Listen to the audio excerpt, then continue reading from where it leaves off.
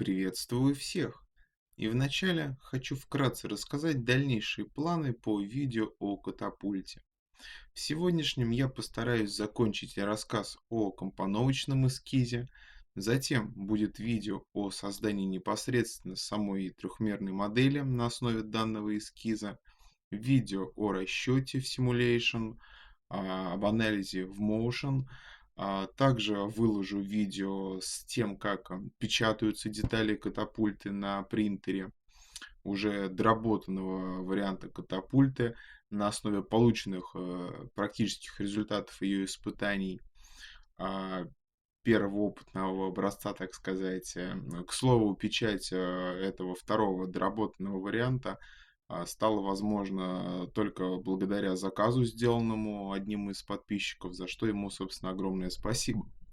Ну и в завершении, разумеется же, будет видео со сборкой и практическими стрельбами.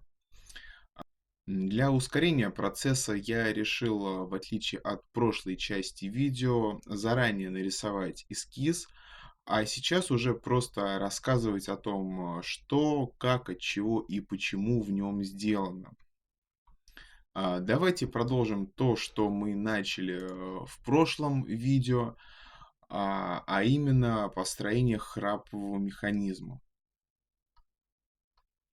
Итак, для его построения мы проводим окружность диаметром равным произведению модуля. Он у нас, как вы помните, равен 5 мм.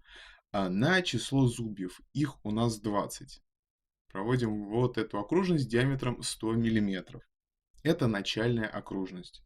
Затем проводим окружность оснований зубьев диаметром меньшим на 1,5 модуля, то бишь в нашем случае меньше на 7,5 мм, диаметром 92,5 мм. Вот на эта окружность. Окружность оснований зубьев. Дальше проводим две прямые под углом равным шагу, который у нас, напоминаю, составляет 18 градусов. Раз прямая, два прямая из центра зубчатого колеса. На их пересечении с начальной окружностью, вот с этой, будут точки вершин зубьев.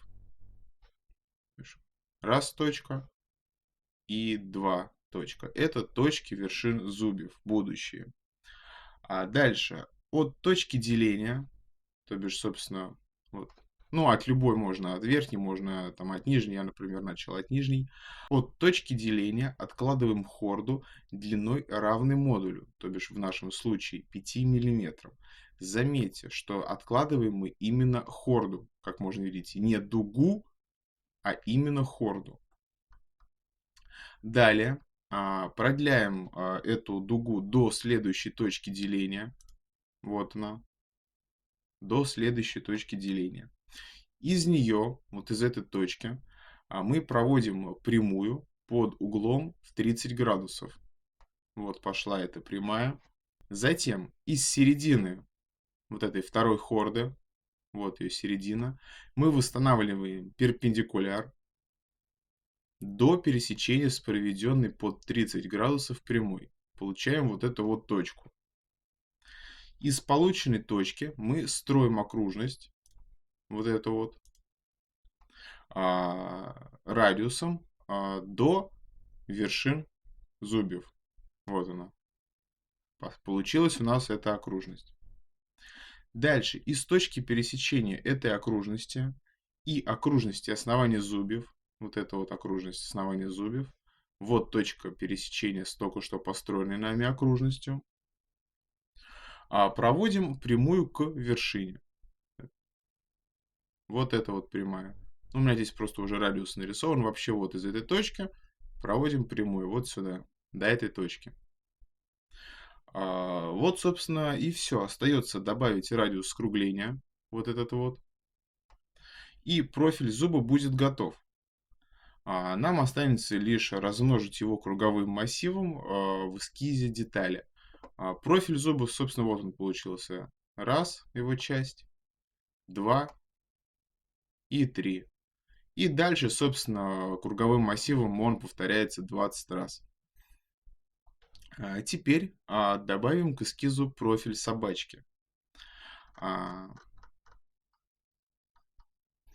Центр вращения собачки должен проходить через ось, совпадающую с вершиной зуба, и перпендикулярной оси, проведенной из центра вращения колеса.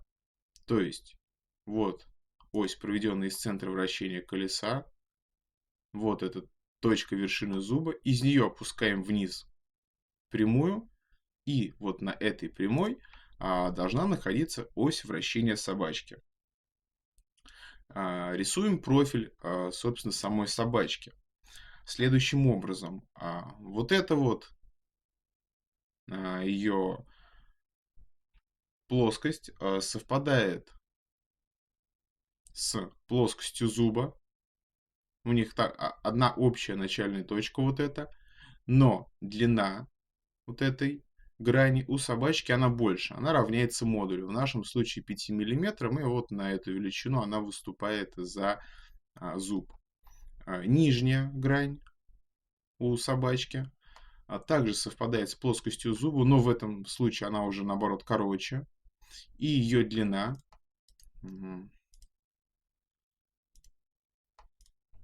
вот от этой точки до этой, вот здесь вот это 3/4 модуля. В данном случае 3,75.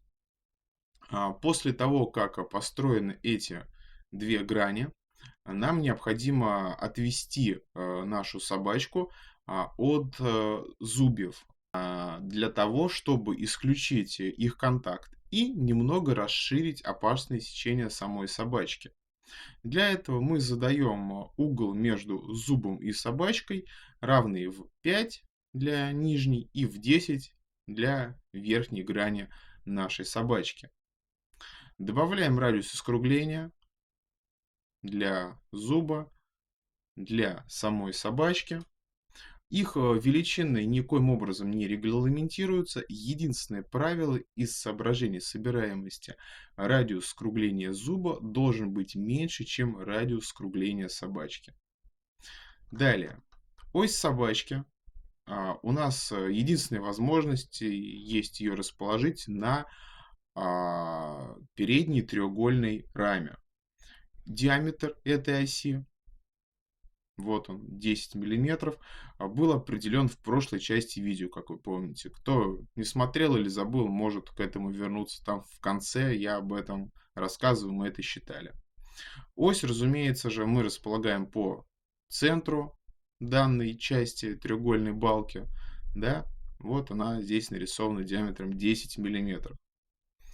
Благодаря такому профилю, как мы его построили, и расположению оси, сила, действующая на собачку со стороны зуба, она, получается, действует вот здесь, всегда справа от оси поворота, всегда создает момент, который стремится провернуть собачку по часовой стрелке, то есть внутрь.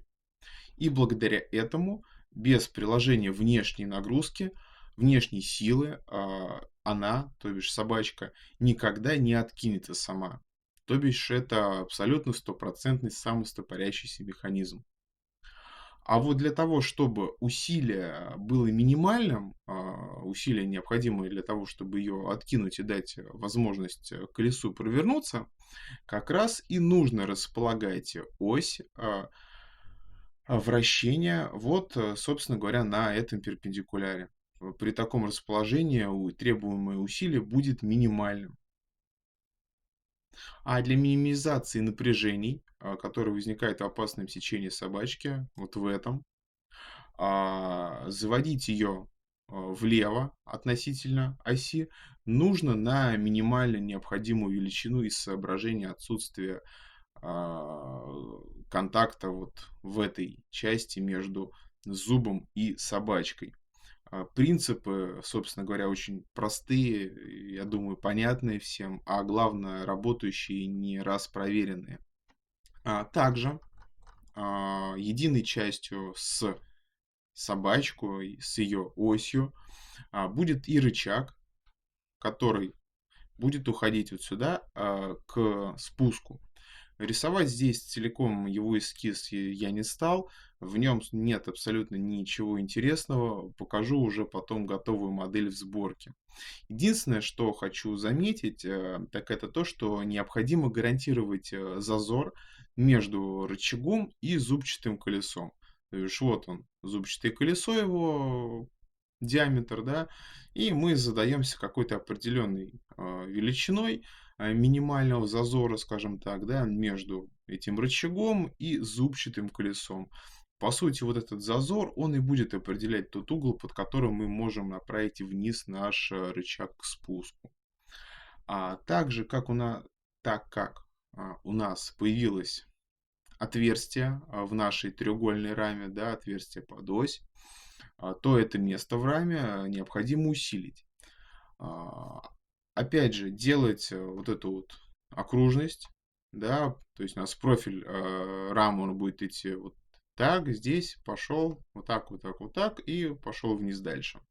Так вот, делать вот эту окружность диаметром в 2 раза большим, чем отверстие, нет совершенно никакого смысла. По той простой причине, что вот это соотношение, да, в 2 раза больше, общепринятое, взято из расчета, что коэффициент запаса проушины при таких размерах будет равен 5, и заморачиваться вопросом ее расчета на прочность даже не нужно. Так как мы можем в данном случае, я считаю, позволить себе меньше несколько запас, позволим взять внешний диаметр равным, скажем, 18, а не 20 миллиметрам. Фиксировать ось собачки от выпадения мы будем винтом М3. Осевые нагрузки здесь на нее отсутствуют, поэтому это скорее просто подстраховка. Винта М3, собственно, поэтому и будет абсолютно достаточно. Также нам необходимо будет предусмотреть небольшой упор, ну, какой-то такой прямоугольничек, чтобы наша собачка не имела возможности перемещаться в осевом направлении. Но в то же время просто, скажем, вот этим винтом, который здесь будет, взять и притянуть ее, мы не можем себе позволить, так как эта ось, она должна свободно вращаться для того, чтобы усилие, которое мы будем прикладывать вот здесь вот на спуске, оно было минимальным. Вот, собственно, поэтому здесь и делается вот такой небольшой упорчик. В модели потом это все будет очень хорошо видно и понятно. Ну и, собственно, для полноты картины в завершении данного узла мы рисуем здесь эскиз шайбы под винт диаметром на 1 миллиметр меньше, чем внешний диаметр здесь нашей проушины. Получается диаметр 17 миллиметров. Теперь, я думаю, можно вернуться снова к нашему валу и всему, что с ним связано. Он будет у нас составным. Торцом одной его части будет зубчатое колесо, которое мы только что вот его границу и зуб построили. К нему, к этому торцу на винтах будем крепить вторую часть вала. Разбитие вала на две части необходимо для значительного упрощения процесса 3D-печати, чтобы отсутствовали нависающие части. Так модель будет получаться намного более качественная. Немного позже я выложу отдельный ролик с ускоренной записью печати деталей, и думаю, все сразу же поймут. Это вторая часть вала, меньшая, скажем так, да, малый вал, будет вставляться в переднюю треугольную балку, которую мы уже начертили. Отверстие под него мы тоже уже задали. Вот оно, центральное отверстие диаметром 15 миллиметров. А диаметр части, которая будет прилегать к зубчатому колесу, вот, то бишь вот к этой плоскости, да, определяется размещением отверстий под винты М4 с цыковкой. И для этого будет достаточно 39 миллиметров, то бишь вот этой вот окружности. Почему 39? Очень просто. 15 миллиметров у нас есть, да, диаметр отверстия, диаметр цыковки под винт М4 равен 8 миллиметрам. Мы же получаем 15, плюс 2 раза по 8 это 31. И по 2 миллиметра мы оставляем себе мясо и от отверстия, и с внешней стороны. То бишь это еще по 4 миллиметра с каждой стороны. Того 31 плюс 8 получаем наши 39 миллиметров. Все очень просто и понятно. Ничего лишнего. Также на этом малом вале будет шестигранный конец, который будет выступать уже вот как бы на нас смотреть, да. А, Для монтажа на него взводной ручки, которую мы будем вращать руками для взведения катапульта. Но этот шестигранник мы сделаем уже в эскизе детали, просто будем использовать для этого имеющуюся окружность с диаметром 15 миллиметров, как описанную для будущего шестигранника. Думаю, почему шестигранник всем понятно, чтобы, собственно, у нас не было каких-то дополнительных проблем с фиксацией ручки относительно вала от вращения. Шестигранник за нас решает эту проблему. Теперь большой вал. Его основание это зубчатое колесо уже нарисованное, но оно у нас, как вы помните, имеет ширину всего лишь в 10 миллиметров. И этого, разумеется, недостаточно для установки наших винтов, для резьбы под них. Да? Поэтому на этом колесе нам необходимо будет сделать небольшой буртик, который одновременно даст возможность вкрутить винты на необходимую величину, а также будет служить торцевой опорой для одного из барабанов, который мы установим в дальнейшем на вал через шлицевое соединение. А, Как известно всем, наверное, эффективно работает резьба на 10 своих витках. Для М4 это 7 миллиметров. Плюс величина фаски это примерно еще 1 миллиметр. А также надо оставить порядка 3 миллиметров для выхода метчика, для нарезания резьбы. Да? Вот примерно из каких-то таких соображений и выбирается длина винтов. Плюс учитываем, что у нас соединение типа сталь-пластик. И здесь будет уместно домножить для силового соединения полученные значения еще где-то на 1,5. На барабанах будут крепиться веревки, как вы помните, идущие от наших плеч. Одна веревка, вот вторая веревка. Так что они располагаются с двух концов вала напротив плеч. Так как на них будет наматываться веревка, то значит длина их внешней кромки, я говорю сейчас о барабанах, должна позволять намотаться необходимой длине веревки. На угле в 126 градусов, здесь у меня нарисовано, это возможно, это максимально возможный угол, на который мы можем взвести нашу катапульту, да, просто ниже еще, скажем, на еще один зуб, на еще один оборот мы не можем этого сделать, просто потому что плечо, да, которое вот здесь не плечо, а ложка, которая вот здесь будет, да, в процессе взвода, она вот в этом положении, все, она уже начинает упираться и в раму, да и просто уже доходит до земли. Поэтому вот это положение, да, 7 зубцов, 7 зубцов, 126 градусов, максимально возможное положение взведения. По расчету плеча, да, вот этого, оно может изогнуться под нагрузкой на величину в 112 миллиметров с коэффициентом запасов 1,5. Потому как плечи в нашем случае должны работать на пределе и являются самым слабым звеном во всей конструкции, то мы добавляем к этому перемещению примерно еще один поворот зубчатого колеса и получаем примерно необходимый диаметр барабана в 120 миллиметров. Длина дуги при этом общая у него будет составлять 377 миллиметров, а на угле в 126 градусов, на нашем рабочем угле, это будет 132 миллиметра, чего, я считаю, более чем достаточно для максимального использования возможностей наших плеч. Барабанов у нас будет два, под каждое плечо будет свой, разумеется, барабан, и они будут одинакового диаметра, что тоже, думаю, логично объяснять не требуется. Последнее, что будет крепиться на наш вал, это, собственно, наша ложка, да, под снаряд. Ее мы расположим посередине между барабанами, и, по сути, это будет центр катапульта. Крепить и ложку, и оба барабана на валу мы будем при помощи шлицевого соединения.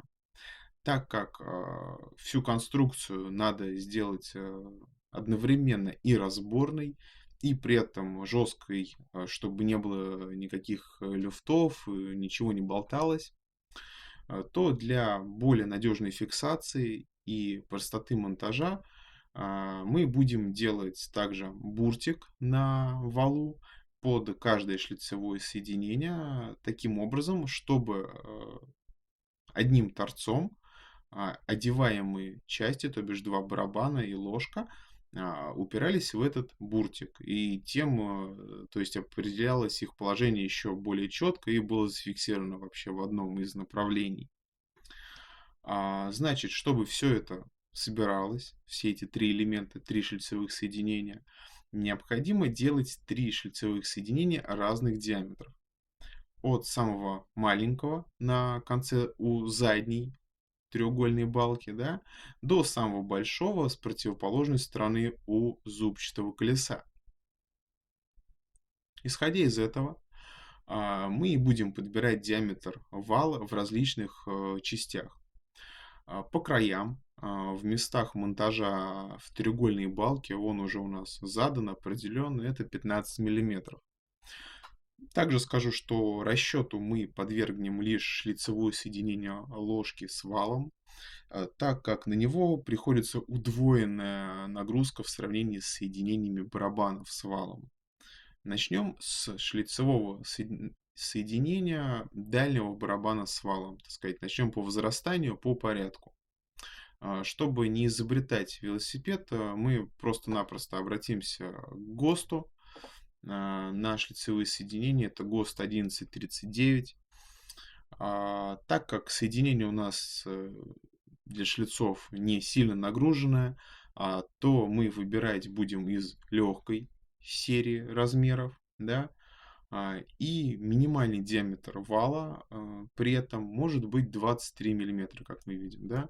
То есть мы выбираем первое соединение, это диаметр вала 23, диаметр отверстия 26 и при этом 6 шлицов. Рисуем окружности с этими диаметрами. Окружность с диаметром 23, окружность с диаметром 26. В дальнейшем мы будем использовать эти окружности уже в эскизах деталей для вычерчивания профиля шлицов. А также окружность для будущего буртика. Она должна быть чуть больше, чем диаметр отверстия на барабане. И мы возьмем в данном случае, допустим, прикидочно 28 миллиметров. Вот эта окружность. Следующим у нас идет соединение ложки с валом. Так как оно должно проходить через первое соединение, то, следовательно, минимальный диаметр здесь должен быть уже 28 миллиметров. А его свободный проход через наш буртик мы обеспечим просто за счет минусового допуска.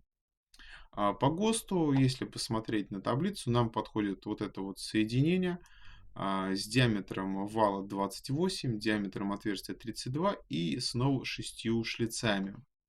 Буртик нарисован будет уже непосредственно в детали. Почему, я расскажу в следующем видео, где уже будет сама модель. Скажу единственное сейчас, что это связано с особенностью, опять же, 3D печати. И вот, как можно видеть, две окружности диаметром 32 и диаметром 28 она уже была нарисована. Они также были добавлены в эскиз. Ну и для последнего барабана, самого большого, мы по аналогии, смотря в таблицу, выбираем вот это вот соединение, его размеры 36 вал, 40 отверстий и уже 8 шлицов.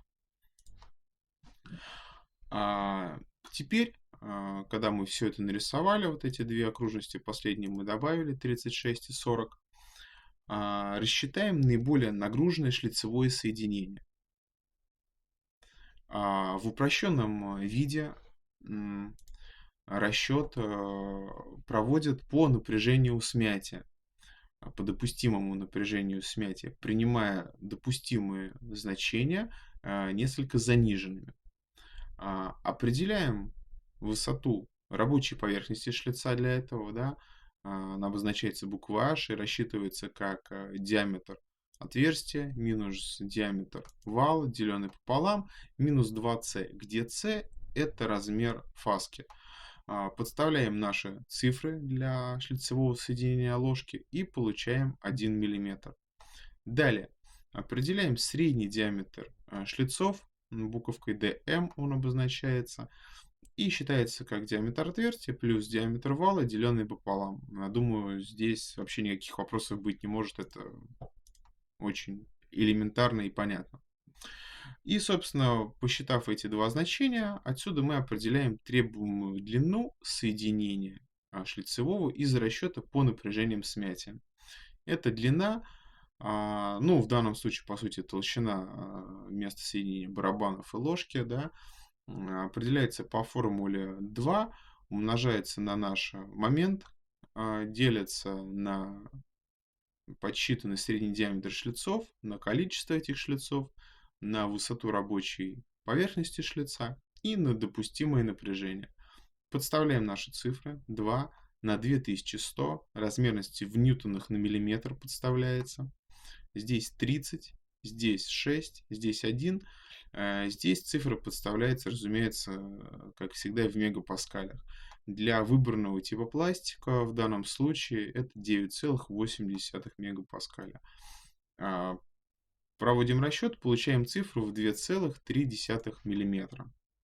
Длина ступицы принимается равный плюс 3-5 мм от полученного расчетного значения. Что, собственно говоря, нас абсолютно устраивает по величинам. Два других соединения мы проверять даже не будем, так как там заведомо меньшие нагрузки. Теперь нам нужно предусмотреть крепление для оси обводного ролика на задней треугольной раме. Вот это вот место. Этот ролик необходим, чтобы обеспечить равную силу натяжения двух плеч, вот этого левого и правого плеча. От правого я тут его сымитировал осевой линией. Потому что если не ввести в конструкцию вот этот вот обводной ролик, да, то силы, которые будут идти от плечей к барабану, будут прикладываться под разными углами, что, разумеется, не есть хорошо, причем разница очень существенная, как можно здесь видеть. А введя вот этот обводной ролик, да, мы довольно просто решаем эту проблему, потому что мы имеем возможность тогда веревку пускать отсюда под точно таким же углом к барабану, как и вот это. Просто веревка будет проходить по барабану, заходить вниз, обходить этот ролик и возвращаться здесь вот уже крепиться. Так как нагрузка на вот эту вот ось приходится меньше, чем на ось собачки, то поэтому мы сделаем ее минимального размера, про который я говорил в прошлом видео, то бишь диаметром 8 мм. Сделаем мы ее вместе соединения с рамой шестигранной, да, то есть вот в этот диаметр впишем шестигранник в эскизе детали уже и установим ее по посадке с натягом, чтобы она у нас была жестко там установлена и зафиксирована. А для подстраховки, на всякий случай, с торца дополнительно зафиксируем еще и винтом М3 с шайбочкой. Да, вот здесь окружность 14, это под шайбу нарисовано. При этом, чтобы определить ее положение в осевом направлении, да, диаметр, на который будет устанавливаться сам ролик, мы сделаем чуть больше, чтобы при установке этой осюшки в раму ось упиралась торцем, да, то есть она шестигранником входит в раму, затем торцем упирается, и таким образом ее положение строго определено. Положение же места установки вот этой оси на раму, да, то есть в какое именно место, там сюда, сюда, там или еще куда-то, расположить определяется диаметром уже самого обводного ролика, да. И в первом приближении, допустим, мы зададимся, что диаметр ролика будет 20 миллиметров, то бишь вот его половина здесь взята, 10, да, от барабана. Ну, думаю, все понимаете, да, почему так? То, что вот найдет веревка, здесь вот ролик, как раз вот он будет находиться. Идет веревка, как раз чтобы все было без лишних изгибов и загибов.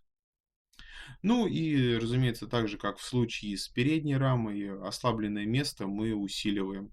То есть у нас задняя балка будет иметь вот такую форму в этом месте, вот так вот огибать это отверстие. Разумеется, здесь будут потом радиусочки, скругления, все добавлено. Теперь, что еще необходимо предусмотреть в нашем эскизе, это наличие вот такой вот балочки круглой, который будет стягивать верхнюю часть нашей конструкции треугольных балок, то есть треугольные балки между собой она будет стягивать. В том случае, если расстояние между ними окажется по каким-либо причинам больше теоретического, да, ну или же наоборот, она сможет их между собой распирать, если картина будет обратной. Сразу скажу, что необходимость этой балки, она совершенно не очевидна и была выявлена уже в результате испытаний пробного экземпляра катапульты. Изначально у меня этого не было, и выявилось, что она нужна, такая балочка. Диаметр ее в 12 миллиметров выбирается из соображений возможности надежно закрепить в ней винт М4.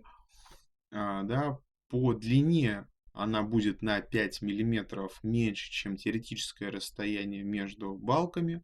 И таким образом за счет усилия затяжки винтов позволит регулировать нам расстояние между балками. Да. Остается ввести в конструкцию последний элемент, а именно ограничитель. Да, ограничитель, который позволит регулировать угол вылета снаряда в диапазоне от максимально эффективного, который, как мы знаем из математики, равняется 45 градусам. Именно при таком угле вылета обеспечивается максимальная дальность полета. Также благодаря вот этой регулировке можно будет переходить от максимальной дальности при угле в 45 градусов. Ну, у меня в данном случае 50, да, просто так вот удобнее разбить, ну, почти максимально эффективного угла, до угла в 90 градусов, который обеспечивает стрельбу вообще прямой наводкой. Но также у этого ограничителя есть и вторая функция. Он останавливает ложку в момент выстрела, да, в каком-то вот из жестко определенных положений.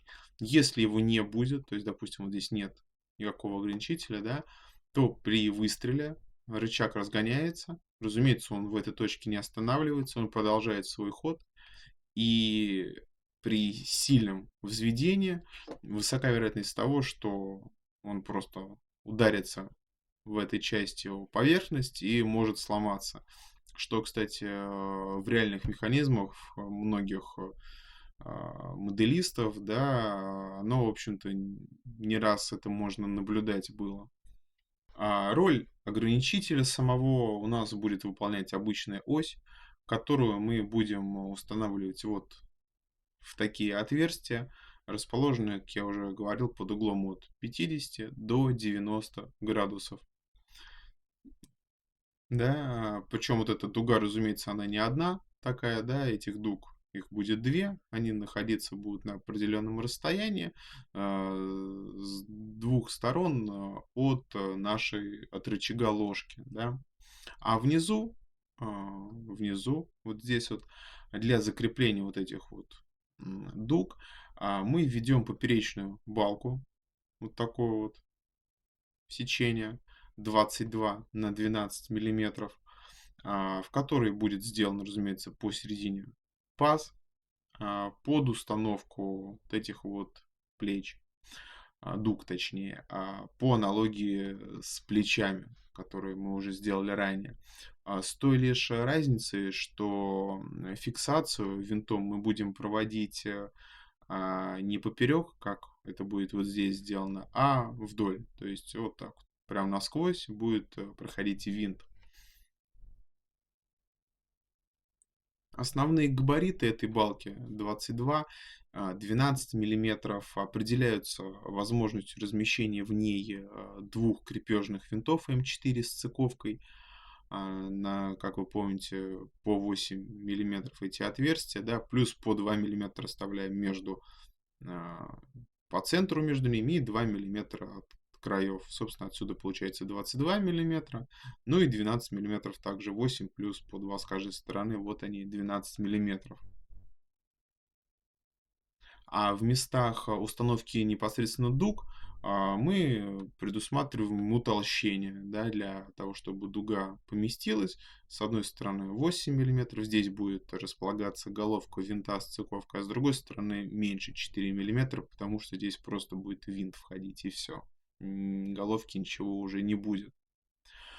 По горизонтали же балку мы располагаем таким образом, чтобы, ну, вот я здесь нарисовал, что на оси у отверстия равного 60 градусам. По горизонтали располагаем так, чтобы усилие в момент удара, который будет приходиться на ось и через ось передаваться уже на вот эти дуги, да, оно было примерно одинаковым во всех положениях. Почему вы спросите именно вот в 60 градусов? Ну, честно скажу, не считал, просто логически рассуждая, допустим, вот в этом положении, да, понятно, что у нас момент практически, который воспринимает дуга, отсутствует, будет только усилие на 60 градусах. На 50 градусах появляется небольшой момент, но усилие уже возрастает очень намного в сравнении с 60 градусами, да, но маленькое плечо.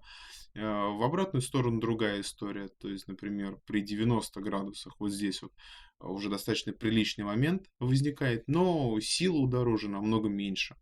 Ну вот примерно какие-то такие рассуждения были, поэтому и выбрал положение в 60 градусов. Ну вот, наверное, собственно и все с компоновочным эскизом. Все основные моменты у нас прочерчены.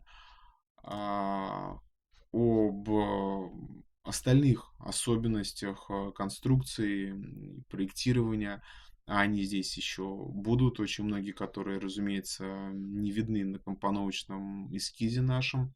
Я расскажу уже в следующем видео на примере непосредственно трехмерной модели, созданной на основе данного компоновочного эскиза. Сейчас же, если вам понравилось это видео, то Сейчас же, если вам понравилось это видео о проектировании катапульты, то подписывайтесь на канал. Это очень просто. Ставьте свои лайки, пишите, если у вас возникли какие-то вопросы или же пожелания. И до скорых встреч, друзья!